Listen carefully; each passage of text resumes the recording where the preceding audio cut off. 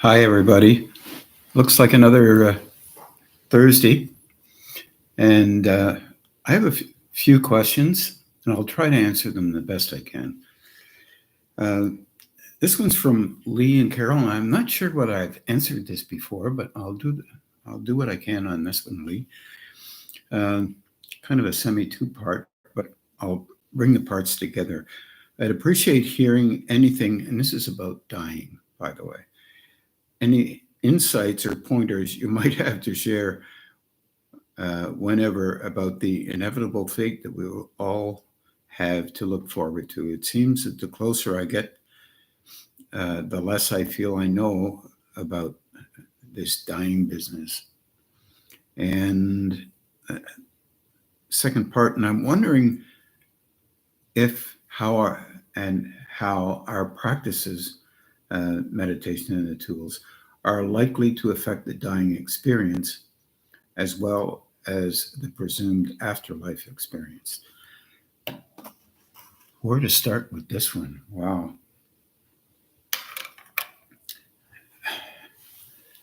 This is a bit of a dilemma for me because I try not to grab on to stuff that is out there about this. I try to go from my own experience the best I can without adding a whole bunch of presumed possibilities. There's an overall orientation about this idea that makes sense to me because I've been fortunate enough to have a few past lives brought forward to me so that I could learn from them. And I realize not everybody has this happen. And for years I wondered why it did happen to me, and I still wonder sometimes. But part of the dilemma that we're dealing with in this idea of dying is we don't have really a secure sense that we'll be looked after. It is said that people will come to meet us, and I witnessed this with respect to my friend Paul Windsor when he passed away, and was able to be allowed to see him leaving his body out through the top of his head. And two beings stood there waiting for him and took him off into a three-dimensional distancing that probably created for me so that I could make sense of things. I don't know that this is true, but the other experiences that I've been involved with is at one time I was being trained as a medium in a spiritualist church in Toronto and Ottawa, and was able to see, because of that bump up concept in relationship to internal growth, that there were basically dozens of people wanting to, in balconies that did not exist, but they were clearly there on another level. And people were there, friends and relatives, trying to engage with folks who were in the church at the time. The implication is that there is life after death. There is a kind of reincarnation possible. And At the same time, the purpose of this reincarnation structure is a very positive one in that it is a form that relates to enabling others, or those of us who do incarnate again, and I suspect that is everyone, that's my suspicion, only a suspicion, I can only go from my experience, that the purpose in this is to construct conscious awareness within us so that we can remember that there is that flow, or perceive that flow, a principle of remembering, and know for sure that these valves or energies that enter into us and help us to be alive here on these planes. Now, that implies that I'm believing that the chakras or Sephiroth are true. I can only do that from my experience, of course. And the energy that flows through there flows through into those first three levels of basic personality helpers. In other words, energy goes through the root, gonad, and solar plexus, literally increasing inside, and we use it in our minds to create an understanding of sorts, to make sense of whatever cultural background that we happen to exist in. No matter skin and attitude and all the rest of it, all of this stuff is relative to growing. So that's kind of an overall thing. That implies that virtually at the same time, and I would submit that this can only be recognized through experience, that there is more than one level of life. And probably more than one purpose for the living of life. Since I've talked generally about folks that I've met who are living in these bodies, but are quite capable of engaging with others who have conscious awareness, who have awareness, not necessarily through their personalities, but through energy engagement, relative to a mental structure. In other words, kind of a telepathic thing. Through transmission right into the chakras to help another person who is sincere about their internal growth. The difficulty with that, of course, is that on these levels, most folks are not aware of those things. So one of the reasons for meditating, literally, is to divert attention away from the personalizations that we have. In a natural, normal way, we keep revisiting how we actually express ourselves on a daily basis. In other words, if those energies from the root, gonad, and solar plexus are attempting to move up towards the top of the head so that we can be at a slight distance from how we understand the world, so that we can watch to see whether that understanding may make sense or not, and not just reflexively respond because we already have ideas about how things should be. So Energy comes in those three lower centers and slowly tries to make its way upward towards the top of the head, one could say.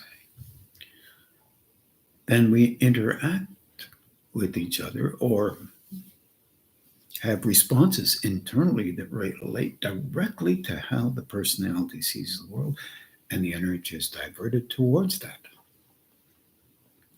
These energies are very subtle. They are perceivable. Make no doubt about that. But if you have tremendously difficult lives, and many of us have had our share and may continue to do so, and learning how to not react the same way as you had before, through meditation, for example, or prayer, is not a joke. Because in prayer, you're thinking about something beyond you. Energy comes in to align with that beyond you thought. Not a negative thing, not a perfect thing, as many of us think sometimes about legitimately in our own cultures, that only this thinking will get you here or there, only that way of praying will get you that way. For me, all methods of engaging are relevant. So there are mantras, and all of these ideas pull energy towards something beyond where you are now, including energy moving from your base structural personality formulas, legitimate from a perspective, up to a different kind of way of engaging with existence or life. And suddenly, ideas may change in your mind, or you might become a little more receptive, not a lot, but a little more receptive to something that may make some personal sense to you, just a little beyond what you thought before.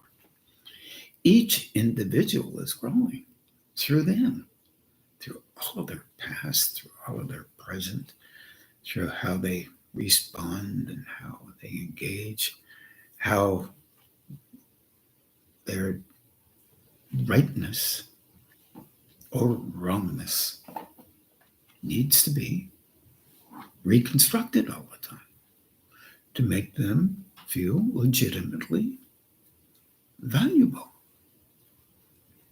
This sounds like it's off the question, but it's not, because we are,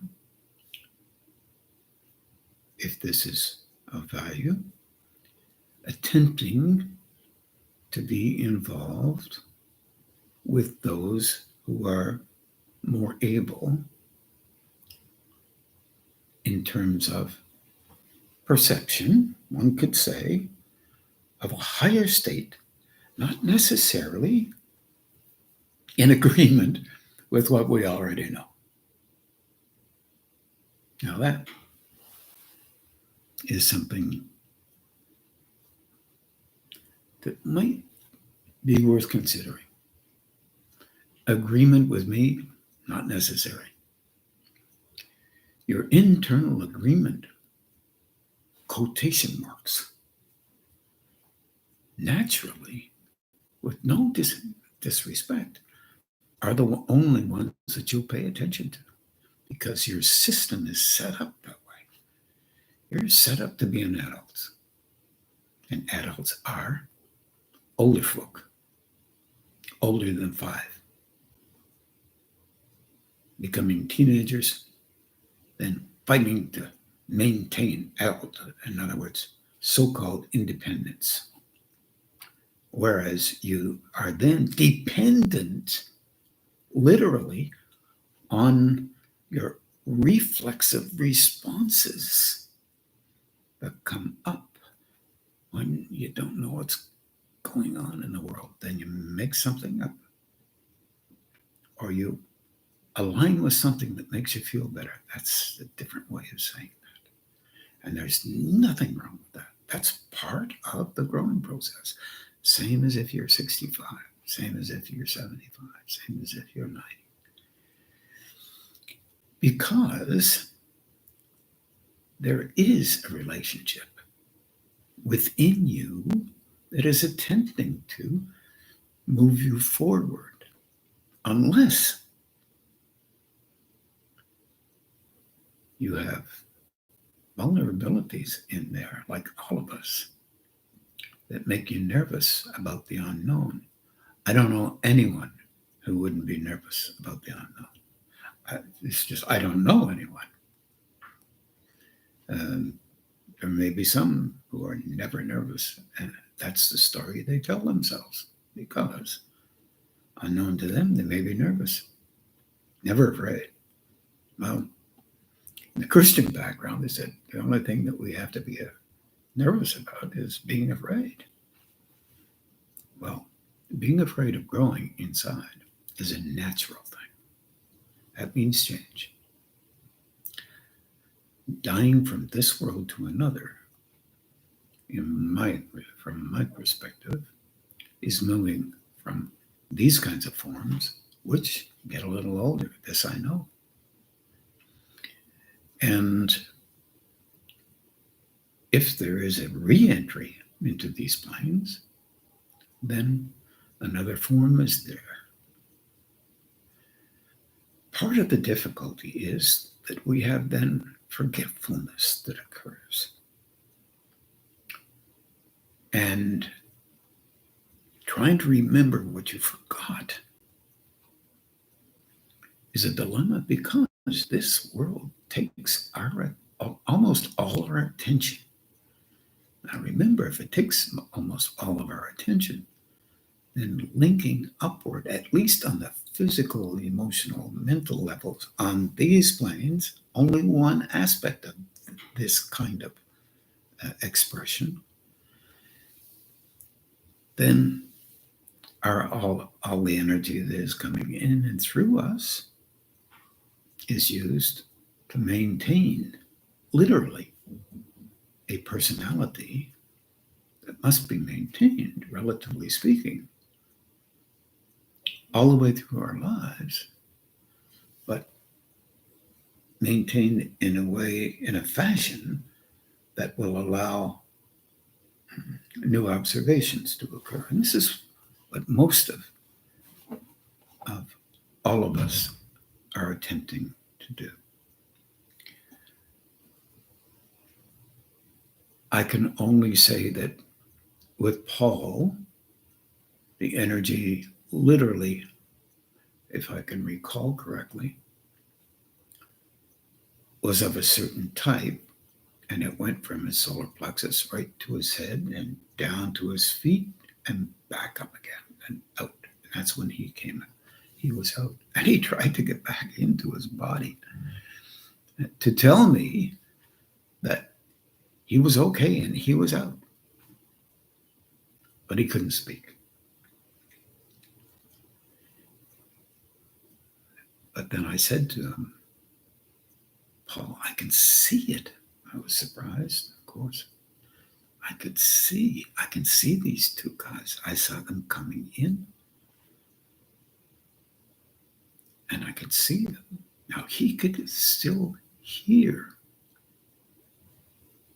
but he couldn't speak. And he must have had links still in the body, because he was just above the head. And all he could do was go, huh? I said, it's okay. I can see them. And then they turned him and walked into the distance. I would suspect that somewhere along the line, each of us is engaged with, in some way, no matter what concepts are kicking around, so that we can be less worried and concerned. Because I suspect also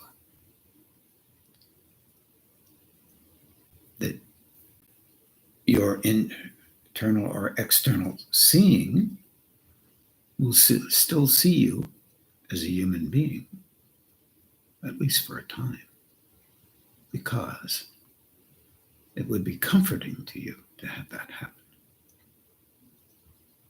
Same would be truly for any of your family that have passed. Same is true for mine. I know when my mother died, this is just, anecdotal, so you can either take it or leave it. She came into my head, into my visual screen early in the morning.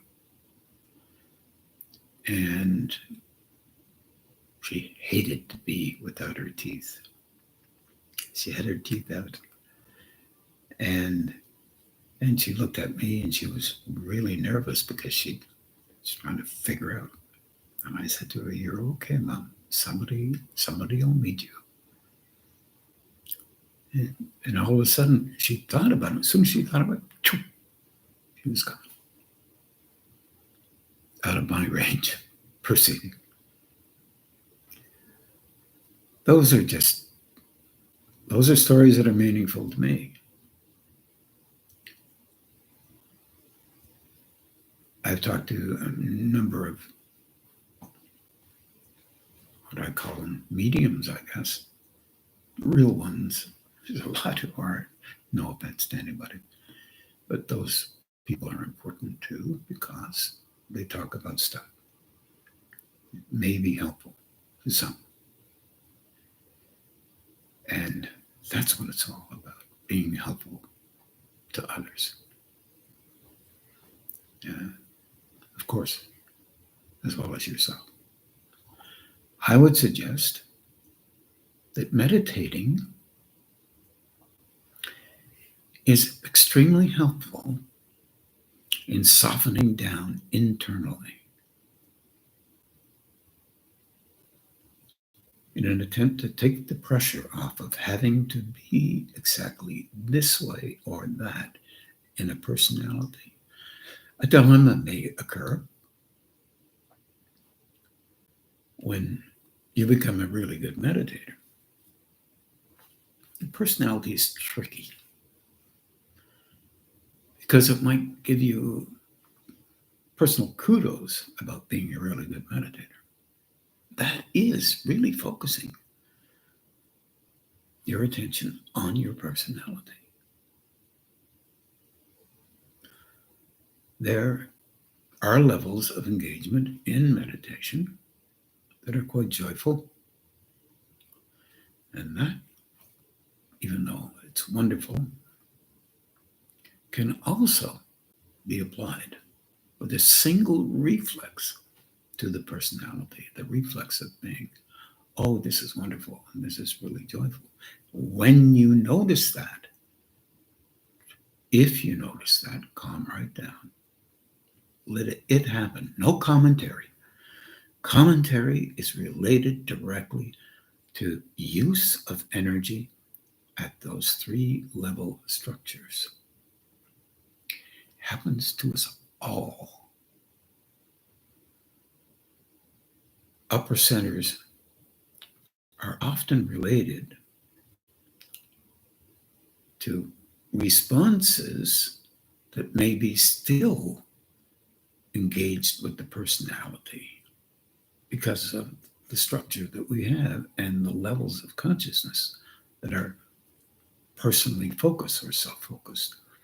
And I say self-focused, it's not always negative. It's more like we are attending to ourselves as a form that is of value and vital in an engagement with levels of expression at this time, at this state. So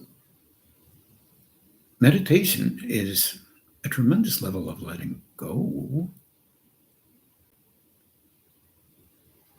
And basically, you can practice.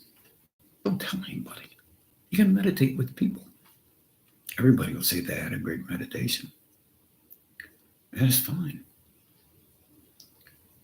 Don't comment. Just say, great. Good. Don't negate. Don't be overly emphasizing within yourself.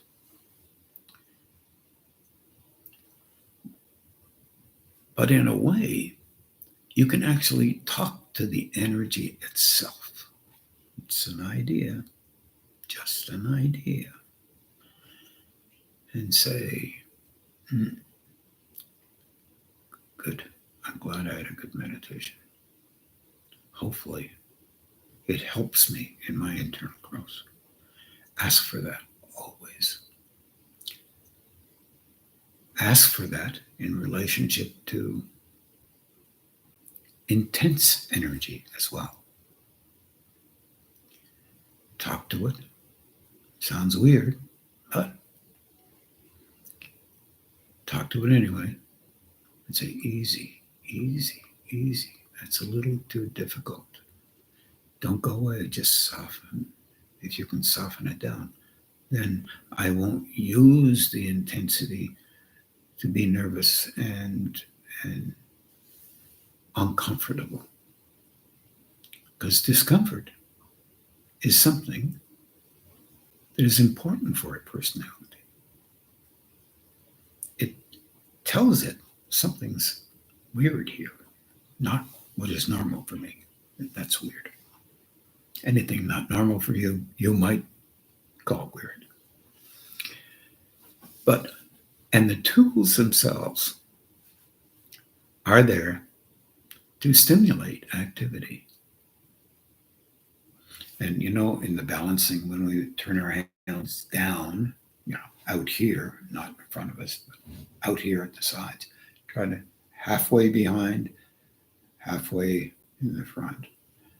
And when you're doing that, you turn the hands upward and try to treat it like a meditation where you only think of higher states. If you perceive energy, that perception is helping you to stretch the perception that you already have. And it does that because you're perceiving it.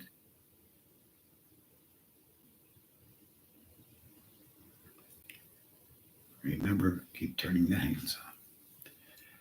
And that will help you to be slightly more aware each time, slightly more aware of what's going on inside of you, by you. And here's the other thing. Not too happy always talking about this, but you begin to notice and can notice from time to time, maybe little flashes of color. White, blue, red, green, I don't care what it is.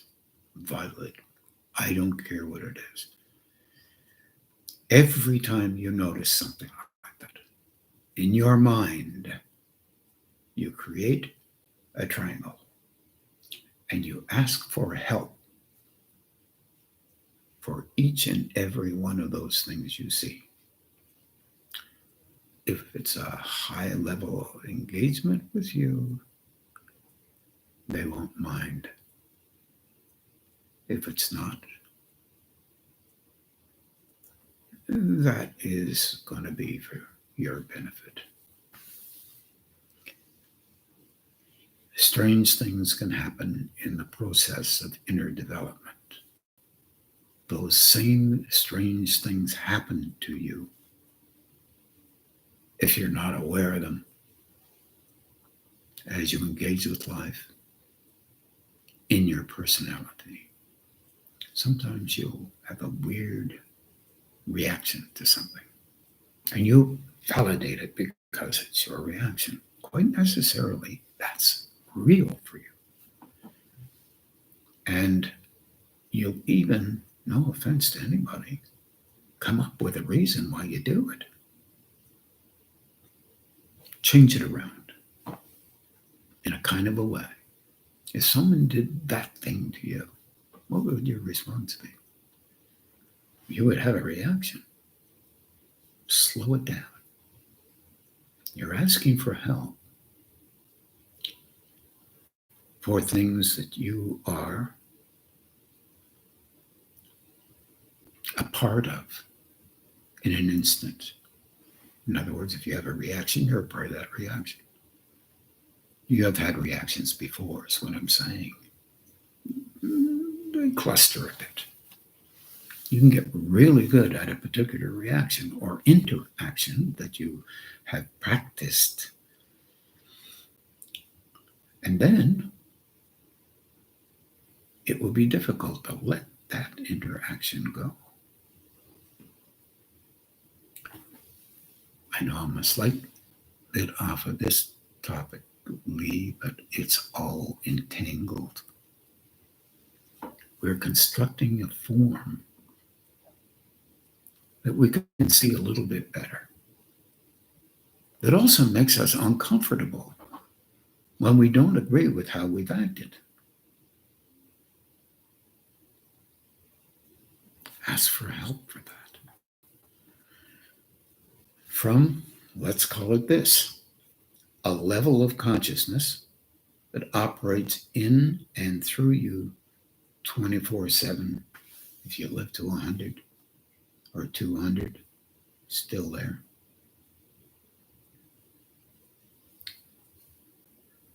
It's almost like a solar wind. Never goes away. You can call it whatever you want. You can call it God. You can call it love. It seems always to support what you happen to be doing. Gives you, the juice never goes away. The energy intensity never goes away. When you call on it to express yourself in a manner that seems to fit your particular way of thinking in an instant relative to the personality, or emoting, or moving, walking, physically.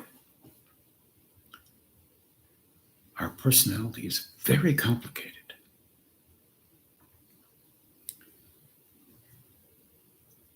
And we are, without a doubt, not as aware as we believe we are in our relationship with life. If you remember those pictures that Neville in England made for us, where two people are standing and they're not doing anything. There is a transmission between each other from each of the chakras, some a little stronger, some less strong. We're involved with this every day of our lives, and we don't notice it. I know some of you have had experiences where you can perceive some of these things that are different than what is normal for you because your awareness has been expanded through meditation, through the tools. Some of you are, without any doubt, you use these tools and they are really helpful to you. Also, they make you more sensitive. And you are learning how to deal with that sensitivity little by little. Yes, when you leave your form, you will be aware more. I hate to say this out loud, but other higher beings may help you to continue your spiritual growth in a manner relative to you and how your personality fits into a way of helping, keeping that in mind. Because ultimately, the construction of a form is therefore helping energetically others who are and have been on journeys to grow more internally. That's what these repetitive interactions with these levels are about. Also, an engagement to help the species as well. This is difficult for some to understand and or take in or even want to. So you can understand why. It sounds a little strange. However, there are a lot of ideas out there that are strange. And it's good that you consider them to be strange. Your sometimes acceptance of something that you already are quite aware of can be a little less helpful. However, it is important to allow yourself to think about things. Try to see a bigger picture, a possible bigger picture, and to realize that each individual contributes to the whole of the species, impacts on it in a manner that relates directly to the possible helping of a species. Again, strange way to talk, but if you have met other people who are quite able, they have no reason in the world not to help you, unless they believe they are highly touted. And eventually, even if they do that, and it's not very helpful,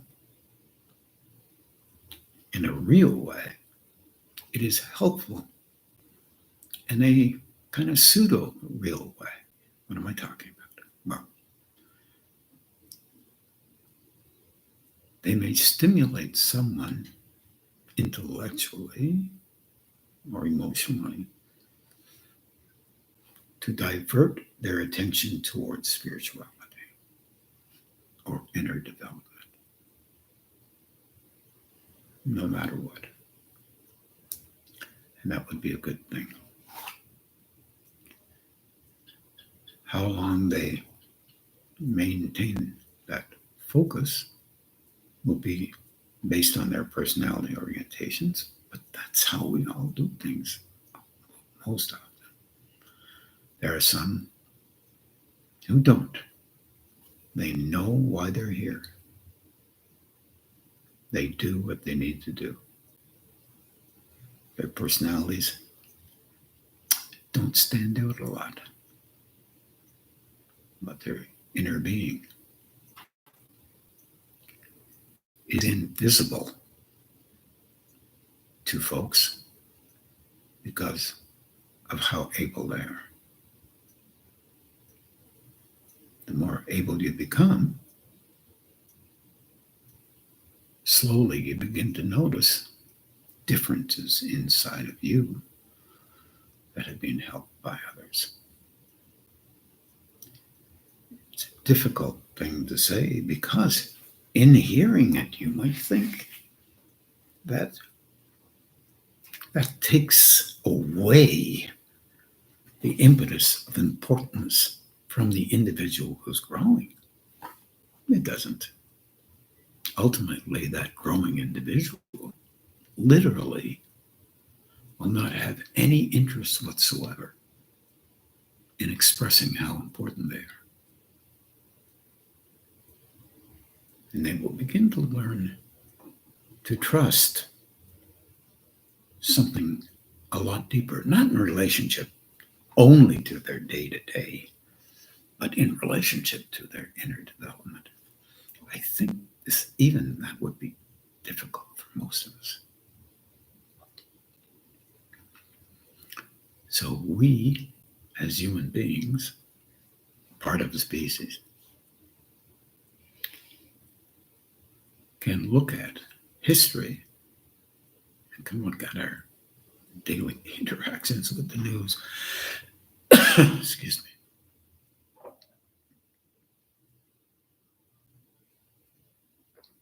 and wonder about the core development of our species. Remember, one really interesting thing, if it is interesting to you, those who are really very highly developed, you rarely meet because they're not inclined to let anybody know. They don't need to. It's not relative to our cultural background.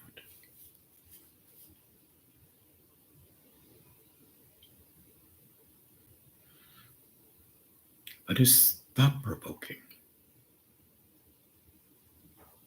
If your focus is not on your personality, but on the energy itself. You have to pull yourself back from that focus to engage with the personality in daily ways that you're expected to.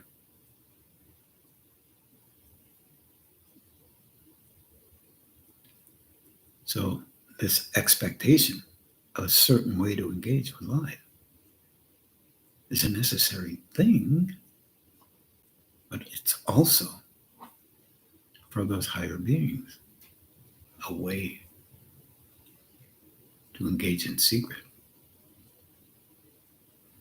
I find that a provoking idea. This is also difficult for us to relate to, or make any sense to. We always want to be the pot of gold at the end of a rainbow. And I can understand this. Many of us can. I'm sure you can as well.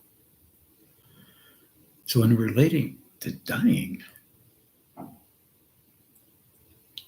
all you do, I guess, in life, one could say,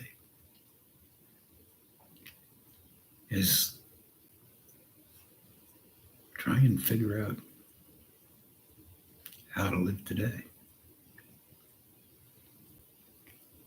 And continue to do so that way, which includes attempting to understand and ask questions, provoking ones, respectful ones. They're legitimate questions.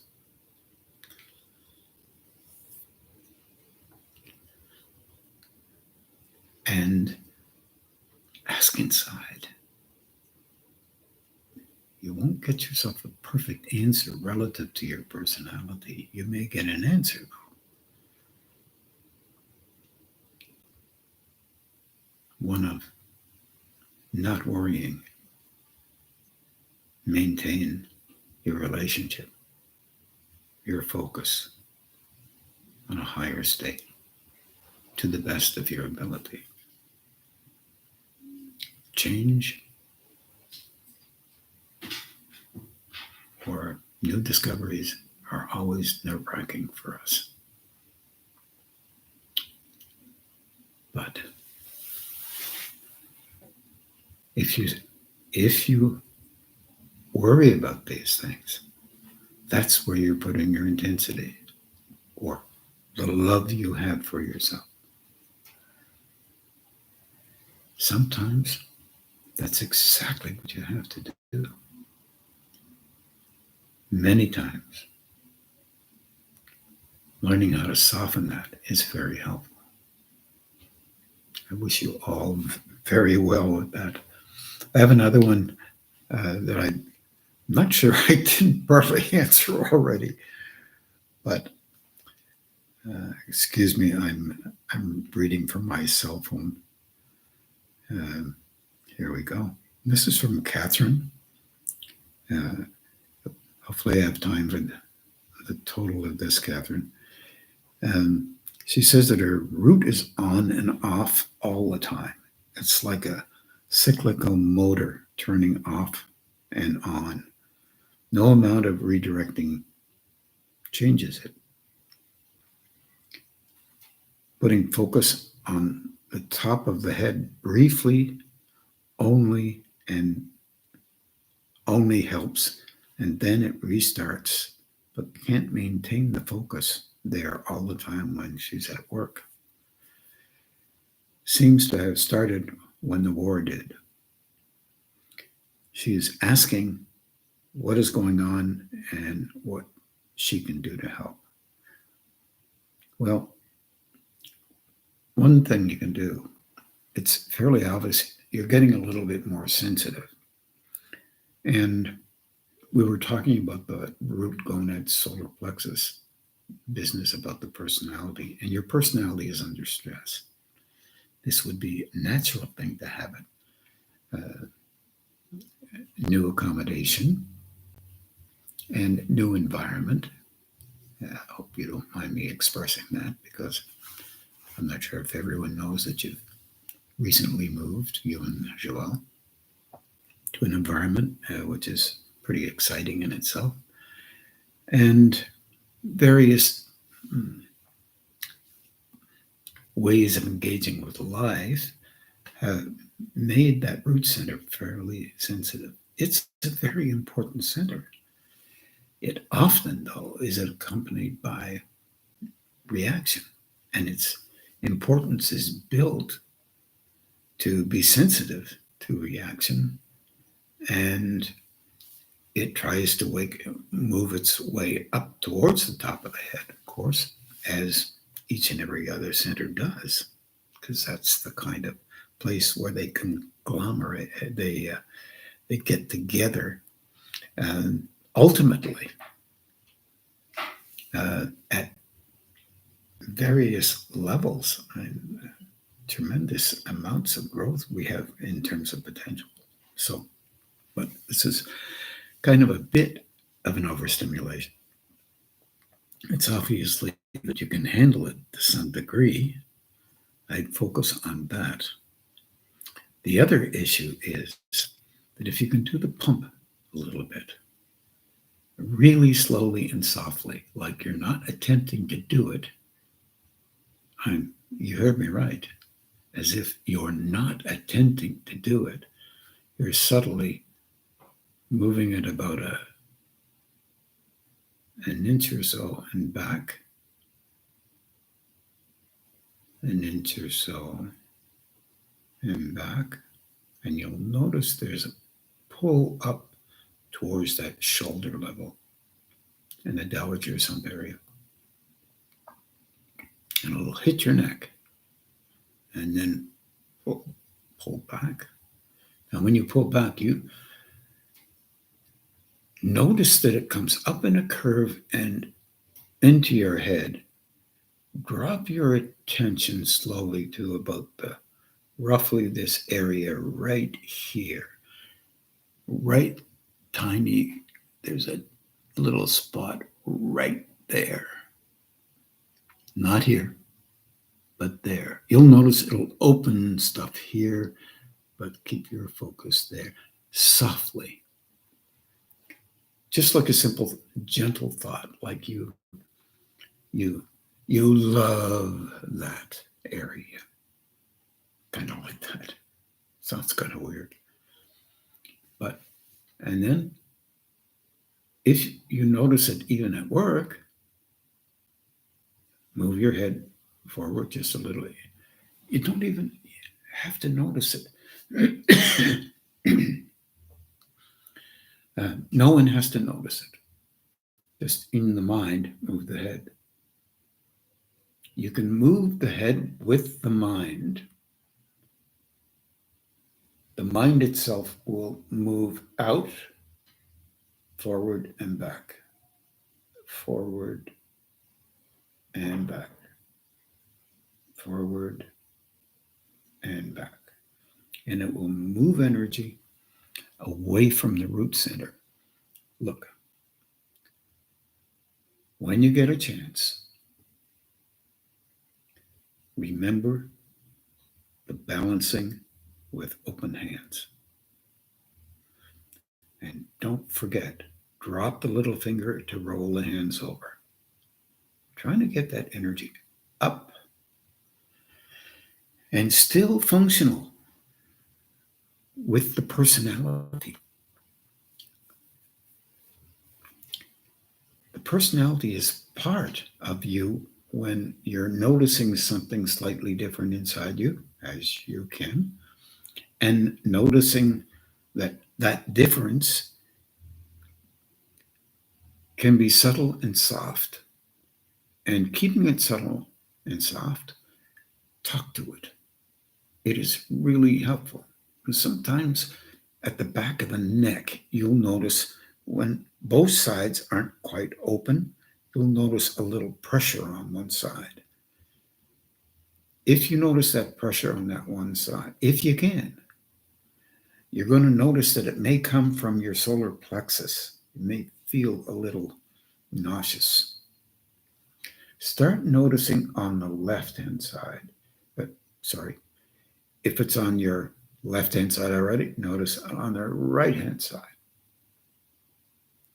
If it's on the left-hand side, notice it on the right-hand side. The right-hand side, notice it on your left. You're trying to link those energies, cross them over, and let them blend. Otherwise, your reaction to that root center will be, you'll need to react so it will stir up the root center again. Part of the difficulty is around the throat center. And that links in very much from the solar plexus, root and gonad center. It's just what's happening in there because of the intensity that's going on, still going on. The difficulty with that statement is that sometimes after the intensity seems to be softening, you start noticing what's been going on before. It's really weird. Sometimes people have reactions after occurrences that are difficult for them. The balancing and the pump will be helpful. Talking to the energy will be helpful. Softening down your internal voice best you can. Not so simple. Will be helpful. Talking directly to the energy. Asking it to soften, please. And then you'll notice both shoulders will start coming on for you. Be okay with that. That'll cause your brow to open a little bit more. You may even have a slight headache. Just keep saying, easy does it now. Easy does it. Why if you're doing any kind of redirecting up to the top of the head, it will redirect. But as soon as you do that, and you're holding it there, but you're busy, you're back into your personality. You're dropping that energy into the root center so that the root center will be a little bit more intense again. No negativity is attached to that. It's just the movement of energy from one place to the other. Am I saying should you not focus on top of the head? If you are going to focus there, I'm not saying that. If you are going to focus there, Make it the softest focus you can muster. When you do that, you'll notice your solar plexus. Or you might notice your solar plexus. Talk to it. Easy does it. Easy does it. And it will allow you to, you'll notice a difference either in the sides of you or front and back. It's as if you're allowing that energy to go off your physical body a little bit. Give it a try. I wish you all the very, very best. And we're just going to have a meditation, roughly around 50 minutes or so. And I wish everyone a good evening. I'll just get my iPad and have some music.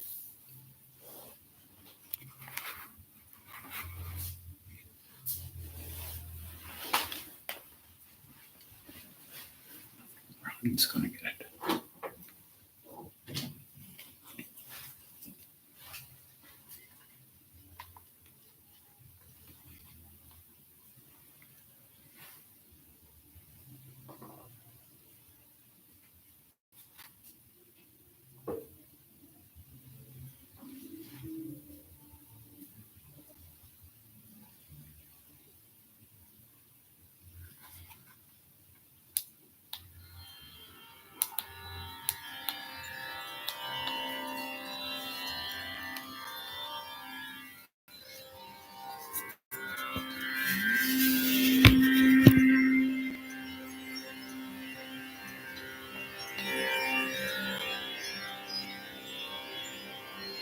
रत्नैः कल्पितमासनम् हिमजलैः स्नानं च दिव्याम्बरम्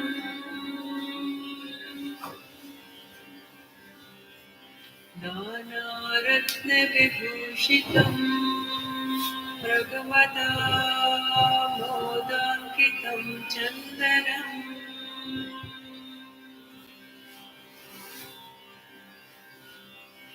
जाति चम्पकबिल्वपत्ररचितम् पुष्पं च धूपं तथा दीपं देवदयानिधे पशुपते हृत्कल्पितं गृह्यताम्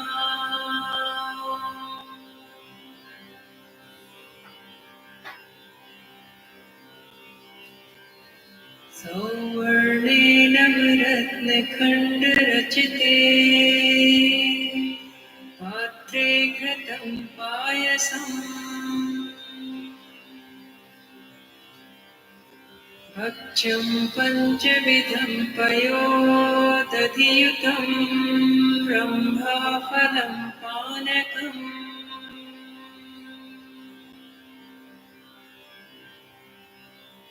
शाकानामयतं जलं रुचिकरम्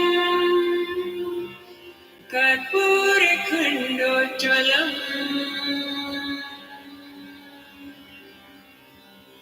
ताम्बूलं मनसा मया विरचितं भक्त्या प्रभो स्वीकुरु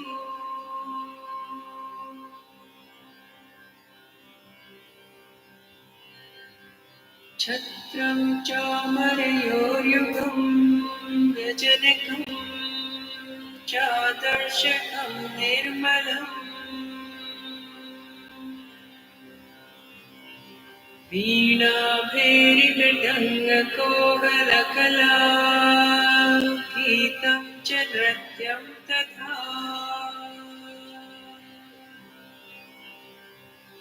साष्टाङ्गं प्रणतिः स्तुतिर्बहुविधा हे तत्समस्तं मया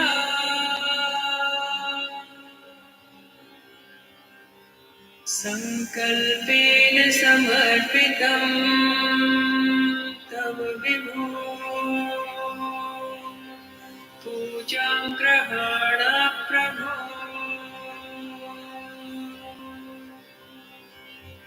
आत्मा त्वं गिरिजामते सहचराः प्राणाः शरीरं प्रभम् पूजा ते विषयोपभोगरचना निद्रा समाधिस्थितिः सञ्चारः पदयोः प्रदक्षिणविधि स्तोत्राणि सर्वा गिरो यत् कर्म करोमि तत् अखिलम् शम्भो तवाराधनम्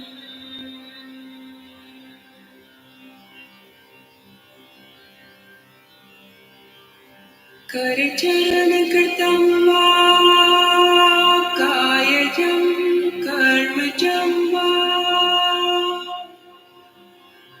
श्रवणनयनजं वा मानसं वापराधम् विहितमविहितं वा सर्वमेतत्क्षमस्व जय जय करुणाब्धे श्री महादेव शम्भो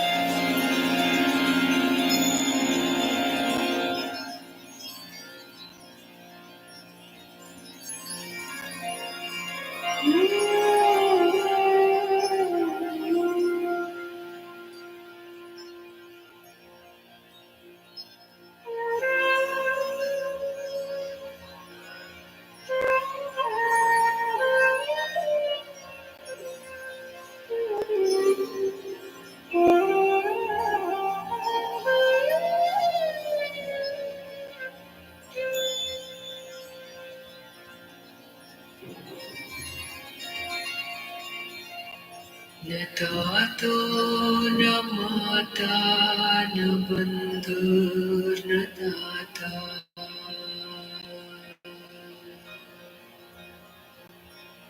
न पुत्रो न पुत्री न भृत्यो न भर्ता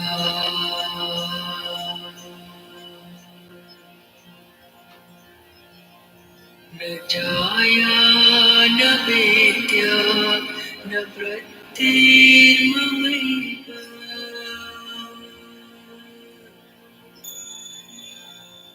गतिस्त्वं गतिस्त्वं त्वमेका भवानि गतिस्त्वं गतिस्त्वं त्वमेका भवानि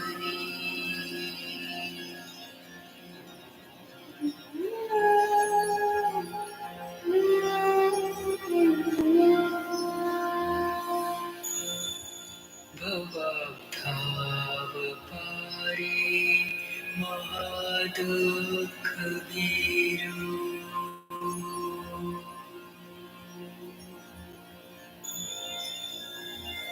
प्रपात प्रकामी प्रलोभी प्रमत्ता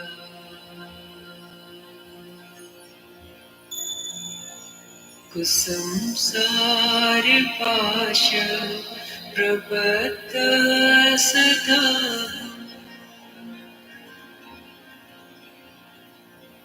गतिस्त्वं गतिस्त्वं त्वमेका भवानि गतिस्त्वं गतिस्त्वं त्वमेका भवानि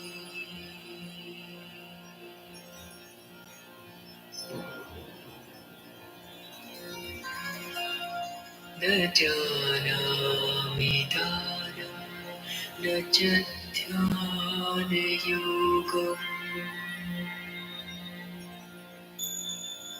न जानामि तन्त्रं न च स्तोत्रमन्त्रम्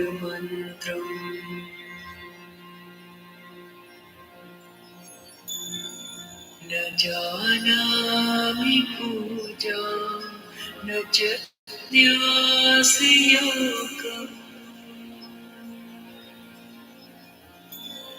गतिस्त्वं गतिस्त्वं त्वमेका भवानि गतिस्त्वं गतिस्त्वं त्वमेका भवानि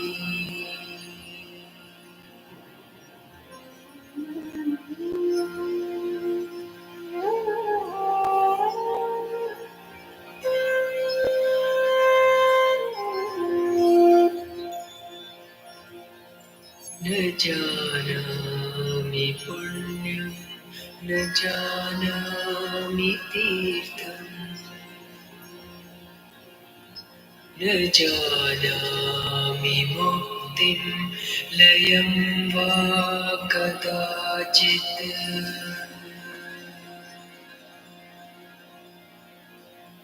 न जानामि भक्तिं व्रतं वापि माता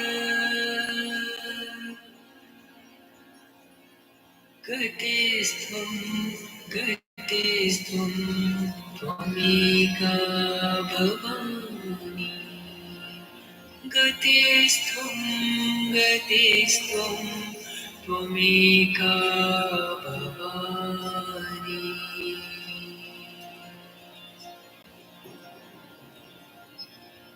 कुकर्मी कुसङ्गी कुबुद्धि कुदास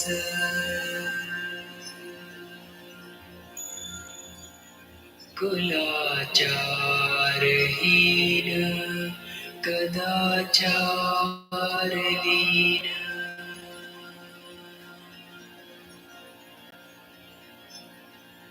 कुदृष्टि कुवाक्य प्रबन्ध सदाहम्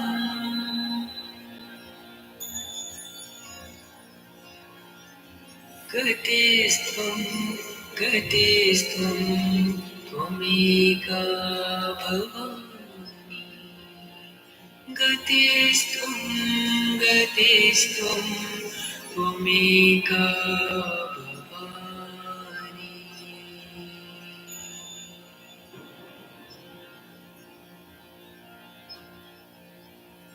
प्रजेशं रमेशं महेशं सुरेशं दिनेशं निशीथेश्वरं वा कदाचित्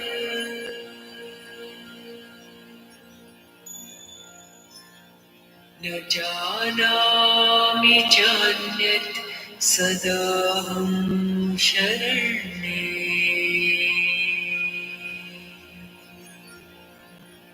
गतिस्त्वं गतिस्त्वं त्वमेका भवानि गतिस्त्वं गतिस्त्वं त्वमेका भवानि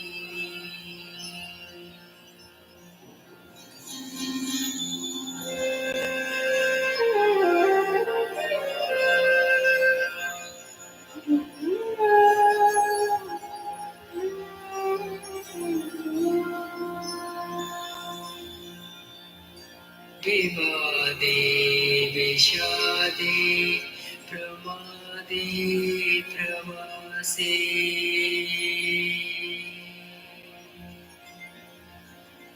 जले चानले पर्वते शत्रुमध्ये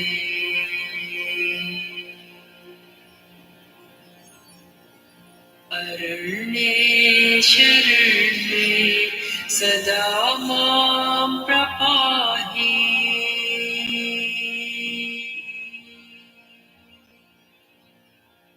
गतिस्त्वं त्वमेका भवानि गतिस्त्वं त्वमेका भवानि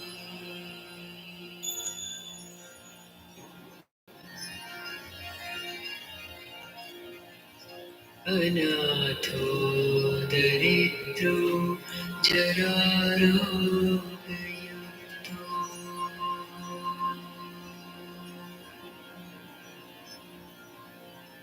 महाक्षीणदीन सदा जाड्यवक्त्रा विपत्तो प्रविष्ट प्रणष्ट सदा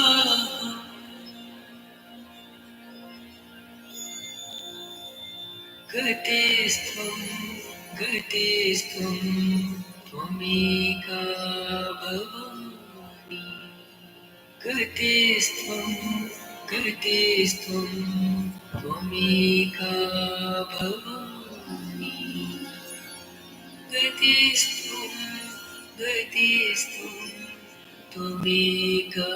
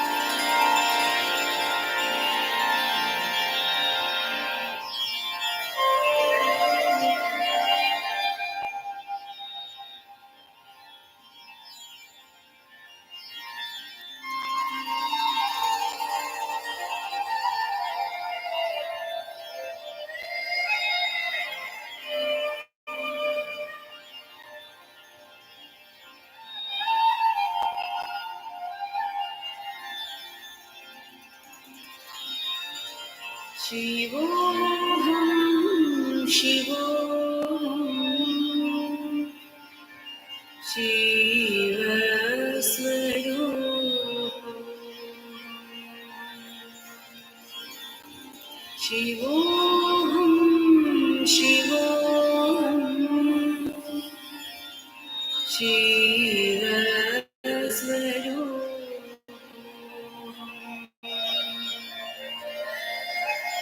नित्योऽहं शुद्धोऽहं बुद्धोऽहं मुक्तोऽहं नित्योऽहं शुद्धोऽहं बुद्धोऽहं मुक्तोऽहं शिवोऽहं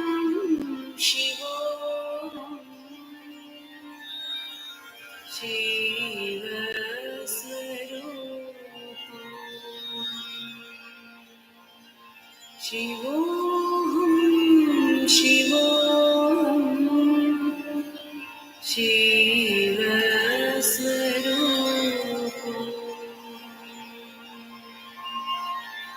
नित्योऽहं शुद्धोऽहं बुद्धोऽहं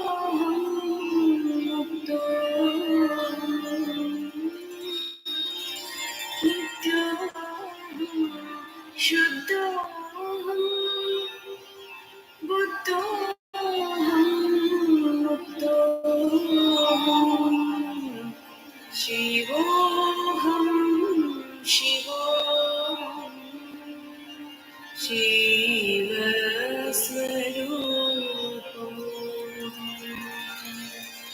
शिवोऽहं शिवोऽहं शिवस्वरूपम्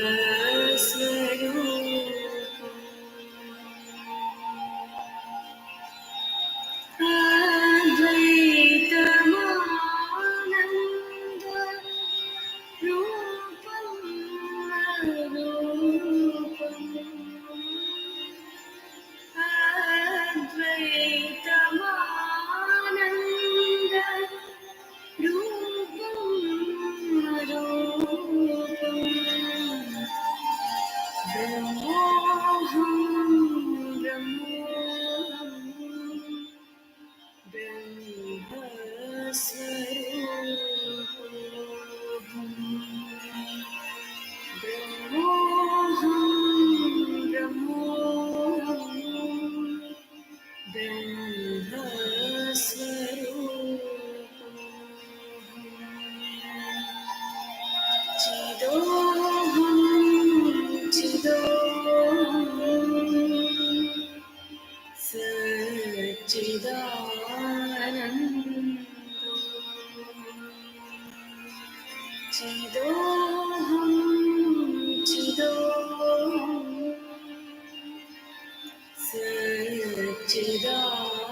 सच्चिदानन्दो शिवोऽहं शिवोऽहं शिवस्वरूपम्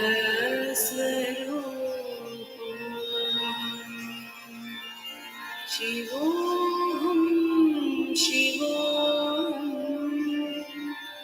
शिवस्वरूपम्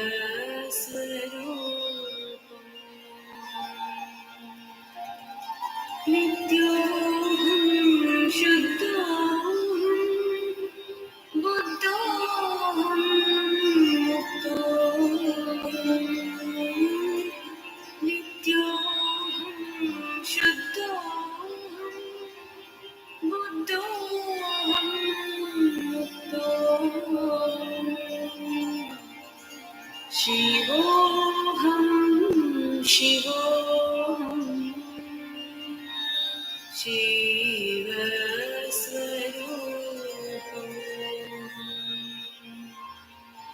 शिवोऽहं शिवोऽहं शिवस्वरूपम्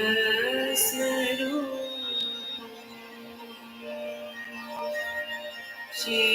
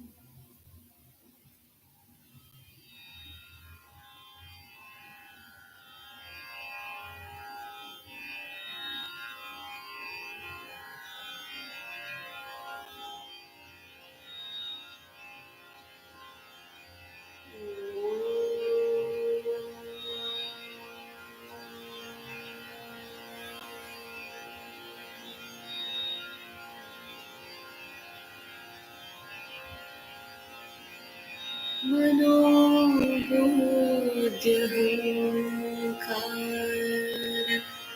चित्तानिनाहं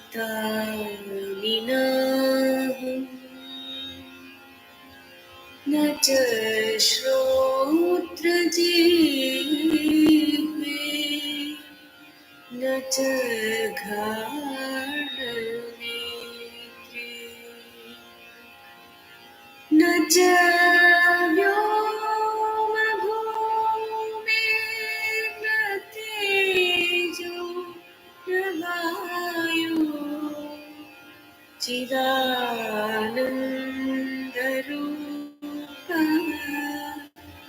शिवोऽहं शिवोऽहं चिदानन्दरूपः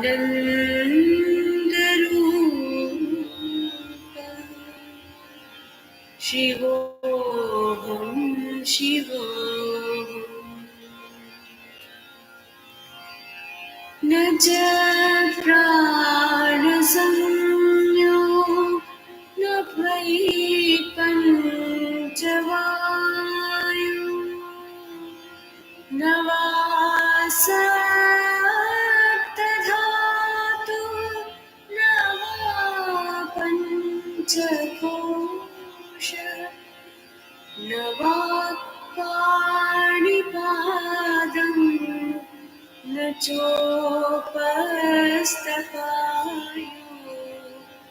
चिदानन्दरूपः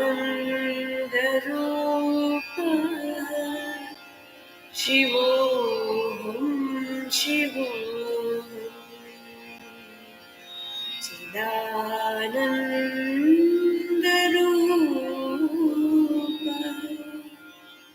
शिवोऽहं शिवोऽहम् न मे द्वेषरागो न मे लोभमोहो मदोर्नैव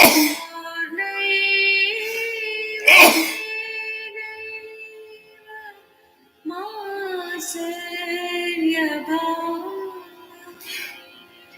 धर्मो न चार्थो न कामो न मोक्षः चिदानन्दरूपः शिवोऽहं शिवोऽहं चिदानन्दरूपः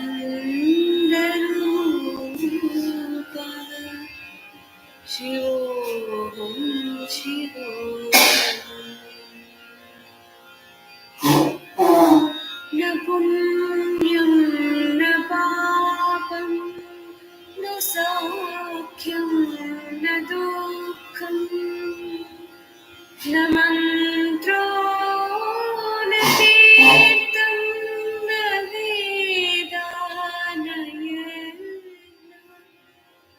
अहं भोजनं नैव भोज्यं न भोगः चिदानन्दरूपः शिवोऽहं शिवोऽहं चिदानन्दरूपः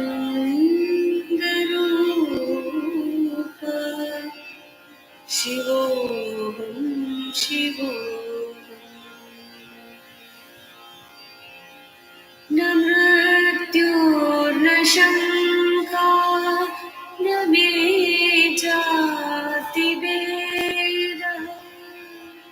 पिता नैव मे नैव माता न जन्म न बन्धो न मित्रम् गुरुर्नैव शिष्यः चिदानन्दरूपः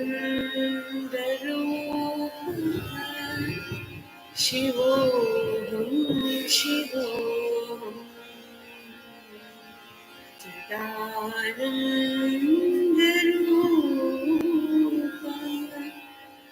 शिवोऽहं शिवोऽहम्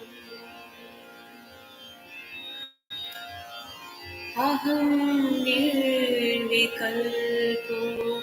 निराकाररूपो विभूत्वाच्युतो च सर्वत्र सर्वेन्द्रियाणां न च सङ्गतं नैव मुक्तिर्गमेया चिदानन्दरूपः शिवोऽहं चिदानन्दरूपः शिवोऽहं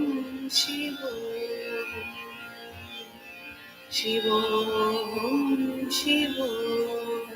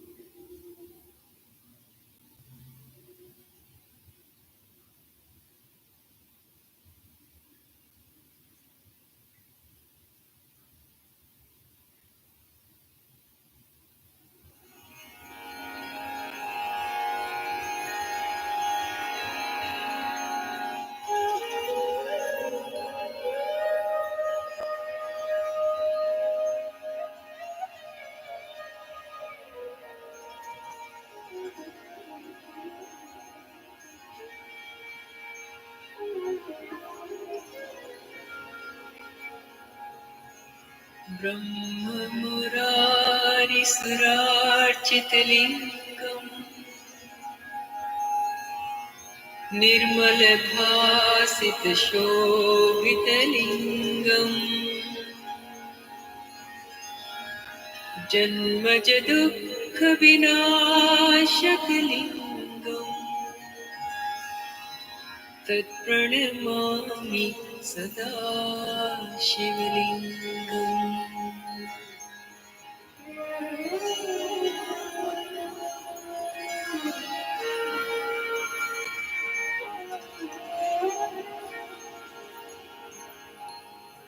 देवमुनि प्रवरार्चितलिङ्गम्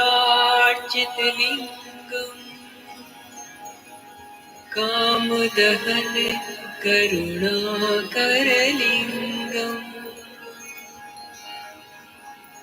रावणदर्पविनाशनलिङ्गम् तत्प्रणमामि सदा शिवलिङ्गम् सर्वसुगन्धिसुलेपितलिङ्गम् बुद्धिविवर्धनकारणलिङ्गम् सिद्धसुरासुरवन्दितलिङ्गम् तत्प्रणमामि सदा शिवलिङ्गम्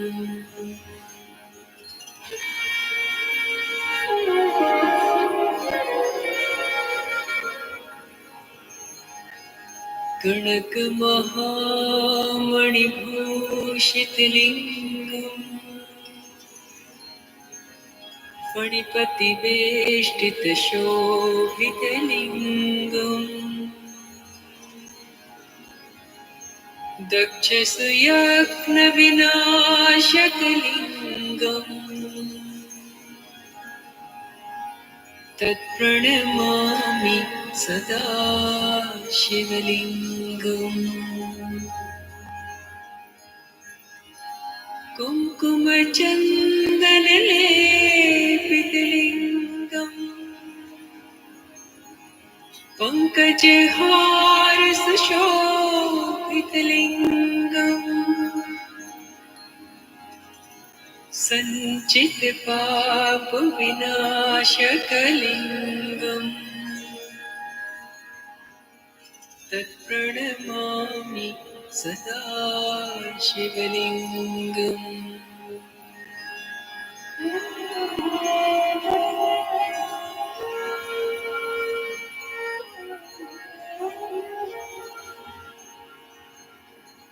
देवगणार्चितसेवितलिङ्गम् भावैर्भक्तिभिरेव च लिङ्गम् दिनकरकोटिप्रभाकरलिङ्गम् तत्प्रणमामि सदा शिवलिङ्गम् अष्टदलोपरिवेष्टितलिङ्गम् सर्वसमोद्भवकारणलिङ्गम् अष्टदरिद्रविनाशकलिङ्गम् तत्प्रणमामि सदा शिवलिङ्गम्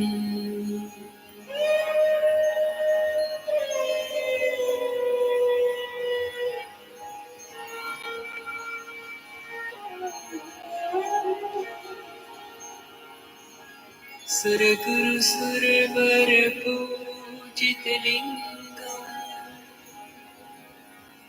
सुरवनपुष्पसदार्चितलिङ्गम् परमपदं परमात्मकलिङ्गम् तत्प्रणमामि सदा शिवलिङ्गम् तत्प्रणमामि सदा शिवलिङ्गम् तत्प्रणमामि सदा शिवलिङ्गम्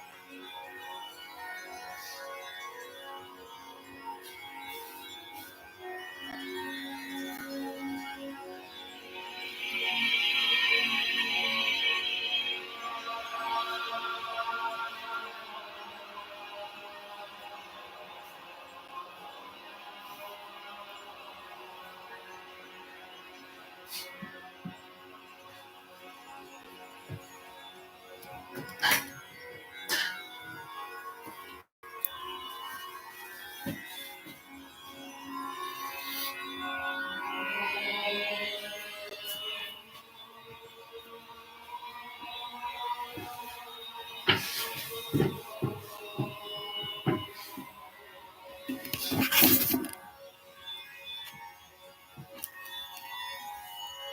we'll just begin to do the balancing and grounding. And have a good evening, everybody.